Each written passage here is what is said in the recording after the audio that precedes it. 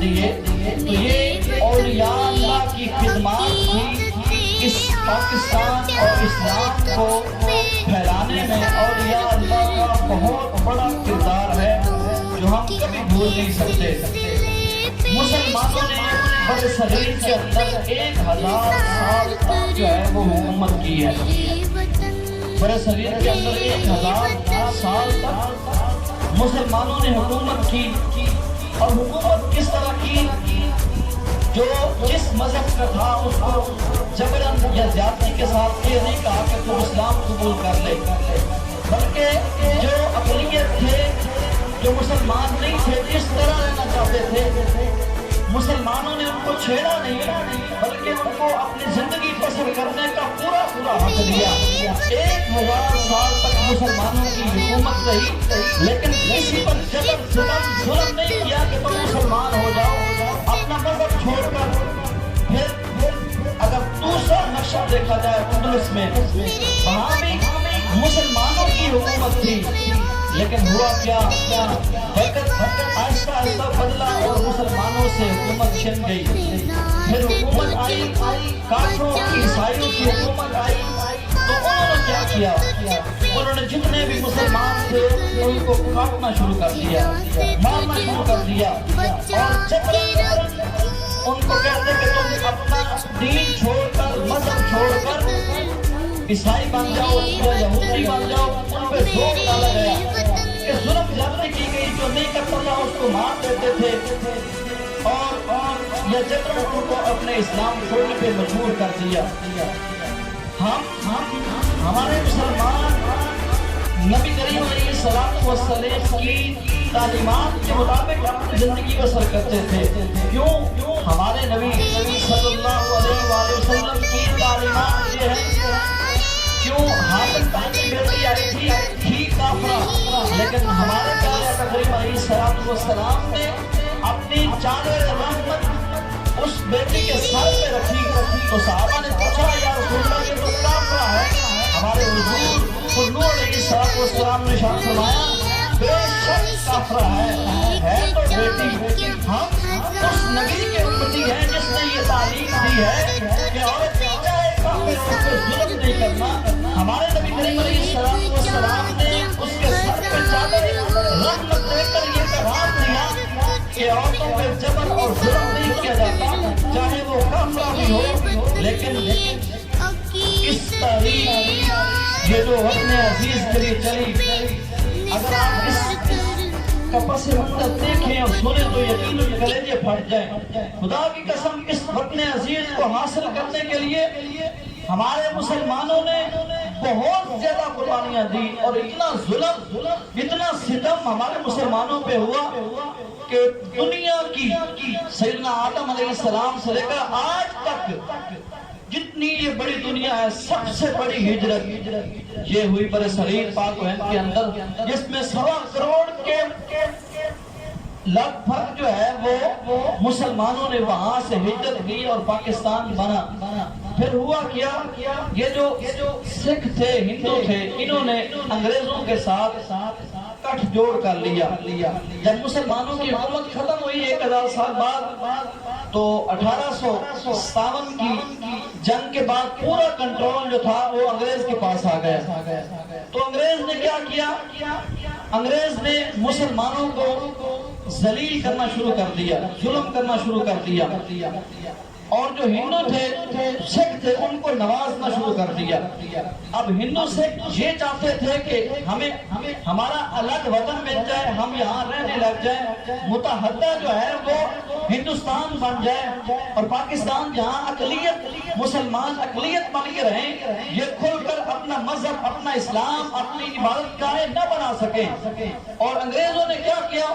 انہوں نے بھی مسلمانوں پہ ظلم کرنا شروع کر دیا، مارنا شروع کر دیا، دیا، مسلمانوں کی روایتوں کو ختم کرنا شروع کر دیا اور سار سے شروع کر دی۔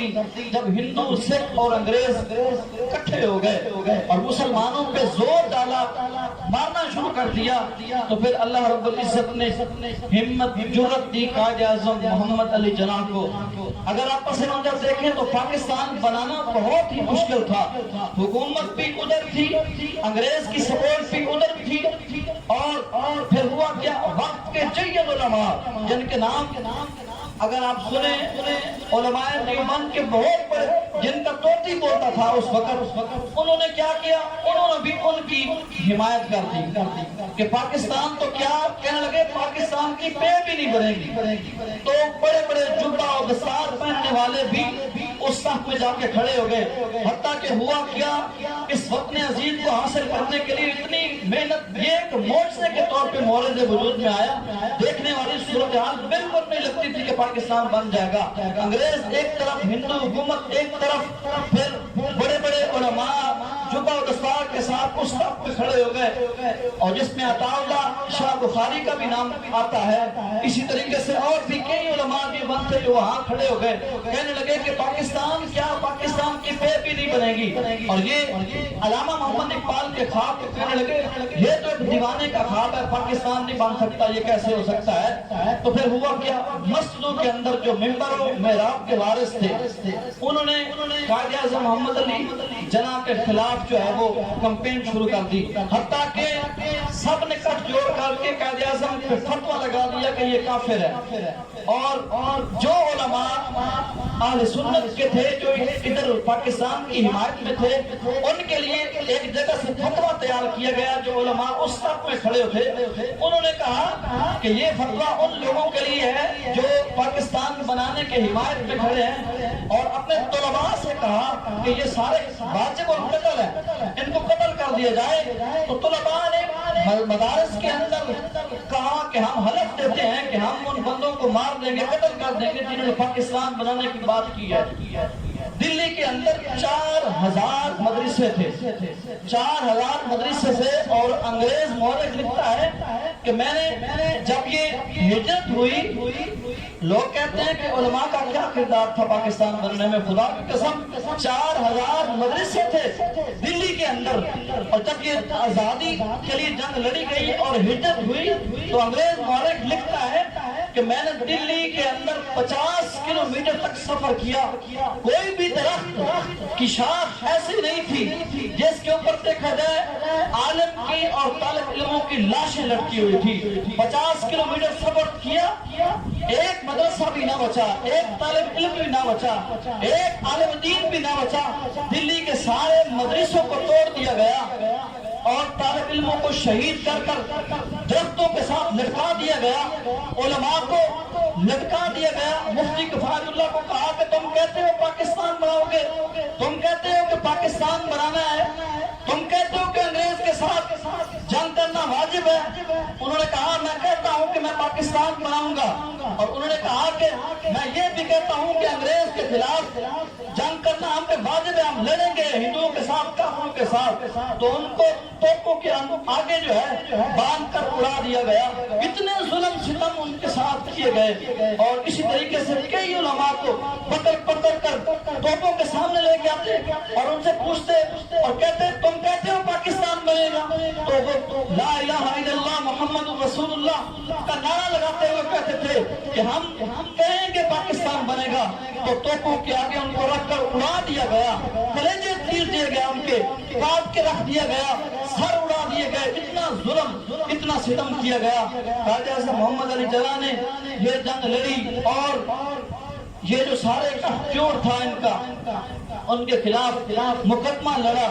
اللہ رب العزت کے فضل سے، رسول کریم صلی اللہ علیہ وآلہ وسلم کی شفقت سے، نظر عنایت سے، پھر ہوا یہ کہ جب یہ سارے علماء وہاں چلے گئے اور حمایت شروع کر دی، اور چند جو ادھر بچے تھے ان کو شہید کروانا شروع کر دیا، قتل کرنا شروع کر دیا، تو پھر یہ سارا معاملہ ختم ہونے کے بعد بات یہاں تک پہنچی کہ لوگ انتظار میں تھے، سن رہے تھے کہ اب کیا اعلان ہوتا ہے۔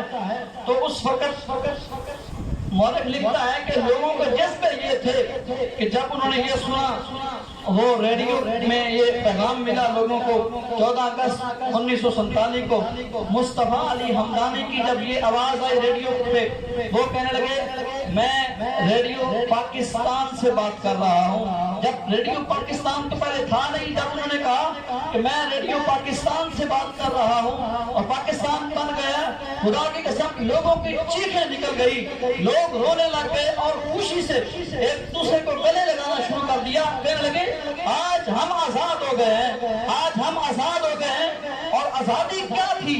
آزادی کفر سے تھی، ان کے بتوں سے تھی جن کے وہ پجاری تھے، ان کے نظموں سے تھی، آزادی وہاں سے تھی اور یہاں پابند ہم اسلام کے تھے۔ دو قومی نظریہ یہی تھا کہ یہ پاکستان کی بنیاد لا الہ الا اللہ محمد الرسول اللہ تھی۔ پاکستان اسی نظریے پہ بنا ہے اور پاکستان کا مطلب ہی یہی ہے لا الہ الا اللہ محمد الرسول اللہ۔ اور وہ جنگ کے دوران کسی ہندو نے پوچھا کہ تم کہتے ہو پاکستان پاکستان، پاکستان کا مطلب کیا ہے؟ تو آگے سے انہوں نے جذبے کے ساتھ جواب دیا کہ تم پوچھتے ہو پاکستان کا مطلب کیا ہے؟ پاکستان کا مطلب ہے لا الہ الا اللہ محمد الرسول اللہ۔ پاکستان، زور سے بولے پاکستان، پاکستان، پاکستان۔ تو وہ ان کے جذبے یہ تھے، انہوں نے کہا ہم کہتے ہیں پاکستان کا مطلب ہے لا الہ الا اللہ محمد الرسول اللہ۔ یہ سفر، یہ ہجرت بہت بڑی تھی، مسلمانوں کے قافلے پاکستان کی طرف روانہ ہوئے۔ مورخ لکھتا ہے کہ راستے کے اندر جتنے بھی کنویں تھے پانی کے، کہتے ہیں خدا کی قسم کوئی کنواں ایسا نہیں تھا جس کے اندر لاشیں نہ ہو، سارے کنویں لاشوں سے بھر گئے تھے۔ 50 لاکھ عورتوں کے سہاگ اجڑے اور پاکستان بنا اور 90,000 نوجوان لڑکیوں کو ہندو سکھ اٹھا کے لے گئے، ان کی عزتوں کو پامال کیا گیا، نوجوان لڑکوں کے گلے کاٹ دیے گئے، بزرگوں تک کسی کو معاف نہ کیا گیا اور 10 لاکھ کے قریب شہادتیں ہوئی اور تب جا کے یہ پاکستان بنا۔ اس پاکستان کی بنیادوں کے اندر ہمارے شہیدوں کا پانی کی جگہ خون ہے، اس پاکستان کی بنیادوں کے اندر اینٹوں کی جگہ ہمارے اسلاف کی ہڈیاں ہیں۔ یہ پاکستان پھر ہم کو ملا۔ آج اگر ہم یہ کہہ دیتے ہیں کہ رات کو ہم سوئے تھے صبح خواب آیا تو پاکستان بن گیا، خدا کی قسم 1857 سے لے کر 1947 تک مسلمانوں نے جتنی شہادتیں اور جتنی مصیبتیں جن ظلم ستم پہ کیے گئے وہ ہم کبھی نہیں بھول سکتے کہ دنیا کی سب سے بڑی ہجرت جو ہوئی اور 1.25 کروڑ کے لگ بھگ لوگوں نے ہجرت کی اور 50 لاکھ عورتوں کے سہاگ لٹے، 90,000 کے قریب نوجوان لڑکیوں کو اٹھا لیا گیا۔ اور ایک شخص کہتا ہے کہ جب میں آ رہا تھا تو میں نے دریا دیکھا، میں نے کہا دریا سے گزرتا ہوں، تو اس نے ایک لکڑی کا سہارا لیا اور دریا سے گزرا۔ کہتا ہے کہ میں نے دیکھا کہ لوگ ہی لوگ ہیں تو میں نے سمجھا کہ لوگ دریا پار کر رہے ہیں کسی چیز کے سہارے، کہنے لگا کہ میں بھی لکڑی ڈال کے اس کے اوپر تیرتا ہوا نکل جاؤں گا۔ تو کہتا خدا کی قسم ایک میں ہی تھا جو وہاں بچا، جب میں دریا میں گیا لکڑی ڈالی تیرنا شروع کیا تو میں کیا دیکھتا ہوں، کہتا خدا کی قسم دریا بھرا پڑا تھا لاشوں سے، ساری لاشیں تھی۔ اور کیا ہوا، جن عورتوں کے پیچھے ہندو سکھ بھاگتے تھے وہ اپنی عزت کو بچانے کے لیے دریاؤں میں چھلانگیں لگا دیتی تھی، کنوؤں کے اندر اپنی چھلانگیں لگا دیتی تھی کہ کہتی تھی کہ ہم ہندو سکھ کے ہاتھ میں نہ آئیں، ہم اپنی عزت کو بچائیں گے، اور دریاؤں کے اندر چھلانگیں لگائی۔ کہتا ہے کہ پورا دریا لاشوں سے بھرا تھا اور میں تیرتا ہوا جا کے پہنچا۔ یہ داستان ہے ہمارے پاکستان کی، یہ داستان ہے جس سے ہمیں یہ پاکستان حاصل ہوا ہے۔ ایک مورخ لکھتا ہے کہ جب ہجرت ہو رہی تھی لوگ جا رہے تھے، دیکھتے ہیں کہ ایک عورت جو ہے اس کے پیچھے ہندو پیچھے لگے اور مارا اس کو، تو اس نے کس طریقے سے ہندو کو مار دیا، قتل کر دیا، وہاں پہ واصل جہنم کر دیا، خود بہت زخمی ہو گئی۔ تو کہنے لگی جانے والوں سے کہ تم جا رہے ہو پاکستان کو میرا سلام کہنا، میں تو نہیں، خدا کی قسم جنہوں نے قربانیاں دی انہوں نے پاکستان کا نام نہ سنا، بعد میں اعلان نہ سنا کہ ہم آزاد ہو گئے ہیں، یہ ان کی قربانیاں ہیں۔ اسی طرح دیکھیں احد میں، حنین میں، بدر میں جو صحابہ شہید ہوئے جنہوں نے یہ محبت اور شفقت کے ساتھ اسلام پہ اپنی جانیں نچھاور کی، وہ تو چلے گئے لیکن بعد میں اسلام پھیلا۔ یہ قربانیاں ہیں ہمارے اسلاف کی جنہوں نے کوئی چیز بھی نہیں دیکھی۔ ہجرت ہوئی تو لوگوں کے وہاں گھر تھے، ان کی جائیدادیں تھیں، ان کے کاروبار تھے، خدا کی قسم سب کو چھوڑ کے وہ چلے آئے۔ کیا تھا؟ صرف کہتے تھے، پوچھتے تھے کیوں جا رہے ہو، کس لیے جا رہے ہو، پاکستان کیا ہے؟ ایک ہی بات آتی تھی، کہتے تھے پاکستان کا مطلب کیا، پاکستان کا مطلب کیا، کہتے تھے محمد رسول اللہ کی بنیاد پر ہم جا رہے ہیں، اللہ اور اس کے رسول کی خاطر۔ یہ اتنی بڑی ہجرت ہوئی اور پھر خواجہ اعظم محمد علی جلال نے اعلان کیا کہ آج ہم آزاد ہیں، ہم آزاد ہیں، ہم آزاد ہیں، ہم آزادی سے اپنی مسجدیں بھی بنائیں گے، اپنی عبادتیں بھی کریں گے، ہمیں کوئی نہیں روکنے والا۔ پھر یہ وطن معرض وجود میں آیا اور مسلمانوں کو ہی 1857 کی جنگ دیکھ لیں، جو پہلی جنگ عظیم ہوئی اس کو دیکھیں، پھر دوسری جنگ عظیم ہوئی اس کو دیکھیں، مسلمانوں کو ہی کیوں دہشت گرد ٹھہرایا جاتا ہے؟ پہلی جنگ عظیم کے اندر 74,32,000 بندے مرے، 74,32,000 بندے مرے۔ تو یہ ہمیں امن کا درس دیتے ہیں کہ ہم دہشت گرد ہیں، ہم دہشت گرد ہیں۔ تو یہاں کون تھا؟ یہاں امریکہ کے، اٹلی کے لوگ جو مرے لاکھوں کی تعداد میں۔ یہ جنگ عظیم پہلی تھی، اس کے اندر 74,32,000 لوگ جو ہے وہ مر گئے۔ اور دوسری جنگ عظیم کے اندر کتنے لوگ مرے؟ 4,34,00,000 اور 32,011 بندے دوسری جنگ عظیم کے اندر مرے۔ تو یہ لوگ دہشت گرد ہیں یا ہم مسلمان دہشت گرد ہیں؟ تو یہ لوگ مرے اور کہتے ہم ہیں کہ ہمیں دہشت گرد ٹھہرایا جاتا ہے، ہمیں امن کا درس دیا جاتا ہے۔ اور 72-74 جنگیں لڑی گئی اسلام کے اندر، بس اتنی، اور لوگوں کی تعداد دیکھی جائے تو بہت تھوڑی ہے۔ یہاں 2 جنگوں کے اندر کروڑوں کے حساب سے لوگ مرے گئے ہیں، پھر بھی مسلمانوں کو دہشت گرد قرار دیا جاتا ہے۔ خدا کی قسم وجہ یہی ہے کہ آج ہم لاکھوں کروڑوں مسلمان ہونے کے باوجود ظلم کی چکی میں پیسے جا رہے ہیں، ہر کوئی ہم پہ وار کر رہا ہے، ہماری قسطوں پہ وار کرتا ہے۔ کیوں؟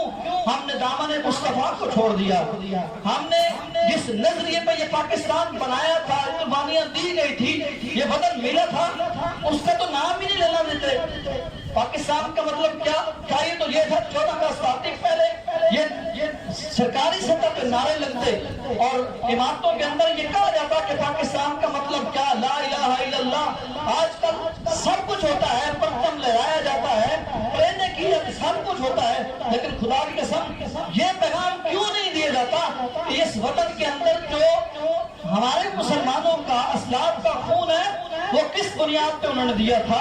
انہوں نے پاکستان کس لیے حاصل کیا تھا کہ یہاں محمد رسول اللہ کی بات کی جائے، رسول کریم صلی اللہ علیہ وسلم کے دین کی بات کی جائے۔ آج اگر کوئی بات کرتا ہے تو کہتے ہیں یہ دہشت گرد ہے، یہ غلط بات کر رہا ہے۔ اگر لوگوں میں یہ نظریہ یہ تھا تو ہندوؤں نے کتنے ظلم ستم کیے، آج پاکستان کے اندر ہندوؤں کے مجسمے نصب کیے جائیں، یہ دو قومی نظریہ ہے۔ خدا کی قسم بہت بڑا ظلم ہے۔ اگر تم نے مجسمے نصب کرنے ہی تھے تو پھر شہاب الدین غوری کے کرتے، اگر کرنے ہی تھے تو نور الدین زنگی کے کرتے، اگر کرنے ہی تھے تو ہمارے اسلاف محمد بن قاسم کے کرتے، حتیٰ کہ ہمارے اپنے لیڈروں کے کیے جاتے۔ لیکن ہوا کیا؟ انہوں نے جنہوں نے ہم پہ ظلم ستم ٹھائے، ہماری عورتوں کو نہ چھوڑا، نوجوان لڑکیوں کو اٹھا کے لے گئے، بزرگوں کے گلے کاٹ دیے، پھر ہم انہیں کو ان کے مجسمے پاکستان کے اندر جو ہے وہ نصب کر رہے ہیں۔ کیا اس سے دو قومی نظریہ مضبوط ہو رہا ہے؟ نہیں، خدا کی قسم یہ بہت بڑا ظلم ہے، بہت بڑا ستم ہے۔ آج جس نام پہ یہ وطن حاصل کیا گیا تھا اس کی کوئی اہمیت نہیں رہی۔ اگر اور دوسرا رخ دیکھا جائے، جشن آزادی آتی ہے تو کسی کو یہ نہیں ہوتا کہ اپنے اسلاف، اپنے شہیدوں کے لیے 2 نفل پڑھ کے دعائیں مانگ دیں جنہوں نے اتنی قربانیاں دی ہیں۔ آج کے نوجوان اور اسکول اور کالجز کے اندر یہ سکھایا جاتا ہے کہ سارا کچھ کیا جائے، اور پھر یہ وہی تعلیم ہوتی ہے جس کے اندر یہ نوجوان لڑکے سڑکوں کے اوپر اپنی موٹر سائیکلوں کے سلنسر نکال لیتے ہیں، ون ویلنگ ہو رہی ہوتی ہے، جشن آزادی منائی جا رہی ہے۔ یہ کوئی طریقہ جشن آزادی منانے کا؟ جشن آزادی منائی جائے پھر کیا ہوا؟ جب بیت المقدس میں سیدنا عمر رضی اللہ تعالیٰ عنہ اور صحابہ وہاں گئے، فتح کیا، تو صحابہ نے کہا کہ جشن ہونا چاہیے، جشن منانا چاہیے۔ تو وہاں جشن آزادی کا جشن کس طرح منایا گیا؟ سیدنا عمر پاک رضی اللہ تعالیٰ عنہ نے فرمایا کہ تم کہتے ہو جشن منایا جائے؟ فرمایا ہاں میں بھی کہتا ہوں جشن منایا جائے۔ صحابہ نے پوچھا کیسے جشن ہوگا؟ سیدنا عمر رضی اللہ تعالیٰ عنہ نے فرمایا جشن ایسے ہوگا کہ آج زور کی اذان بلال پڑے گا۔ فرمایا یہ جشن ہے کہ آج زور کی اذان بلال پڑے گا، یہ جشن ہے۔ اس طریقے سے وہ پھر جب مکہ فتح ہوا، حضور نور علیہ السلام کتنے سالوں کے بعد مکہ واپس گئے۔ ویسے تو عمرہ کی حاجت کے لیے آپ گئے، لیکن فاتحانہ انداز کے اندر 8 سال کے بعد مدینہ سے حضور نور علیہ السلام فتح مکہ کے دن گئے، اور بڑی شان و شوکت کے ساتھ صحابہ ساتھ ہیں اور فتح مکہ ہو گیا۔ حضور جب وہاں سے گزرتے ہیں تو یہ نہیں کہا کہ جب فتح حاصل ہو جائے تو ایسے اکڑ جاؤ، یہ نہیں کہا، بلکہ حضور نے یہ پیغام دیا۔ نبی کریم علیہ السلام مکہ میں داخل ہوئے تو صحابہ فرماتے ہیں کہ حضور نور علیہ السلام کا سر ایسے جھکا ہوا تھا، اونٹنی کے اوپر سوار تھے، ان کا سر جھکا ہوا تھا اور وہاں سے گزر رہے تھے۔ یہ پیغام دیا نبی کریم علیہ السلام نے کہ جب آزادی ملے تو پھر رب کی بارگاہ میں آؤ تو نفل ادا کرو، پڑھو اور اپنے شہیدوں کو ثواب دو۔ یہ ہے طریقہ جشن آزادی کا، اور یہ ہے ہمارا ملک پاکستان جو ہمیں حاصل ہوا، جس کے لیے ہمارے اسلاف نے کتنی زیادہ قربانیاں دی، اپنے خون جو ہے وہ نچھاور کیے، پھر جا کے ہمیں یہ وطن عزیز ملا۔ ہمیں بھی چاہیے کہ جس طرح ہم اپنے گھر کی حفاظت کرتے ہیں، اسی طریقے سے اپنے وطن کی بھی حفاظت کریں، اور وطن سے محبت ہونی چاہیے۔ حضور نور علیہ السلام کا کیا طریقہ تھا؟ صحابہ فرماتے ہیں کہ جب ہم کبھی باہر جاتے نا مدینہ سے، تو مدینہ سے جب واپس آتے، جب بلند بالا پہاڑوں سے سواریاں گزرتی، گھوڑے ہوتے تھے یا اونٹ ہوتے تھے، تو صحابہ فرماتے ہیں کہ نبی کریم علیہ السلام ہمارے ساتھ ہوتے۔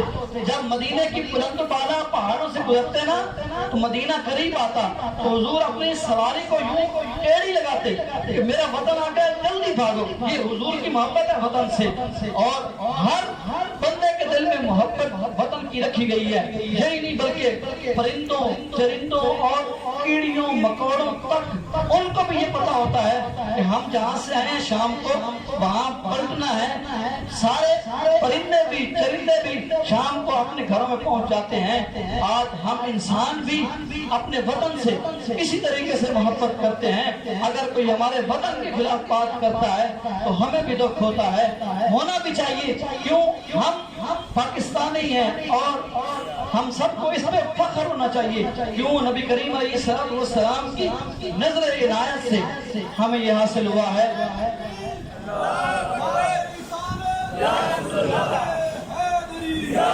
پاکستان کا مطلب کیا؟ لا الہ الا اللہ کا مطلب کیا؟ لا الہ الا اللہ زندہ باد، پاکستان زندہ باد۔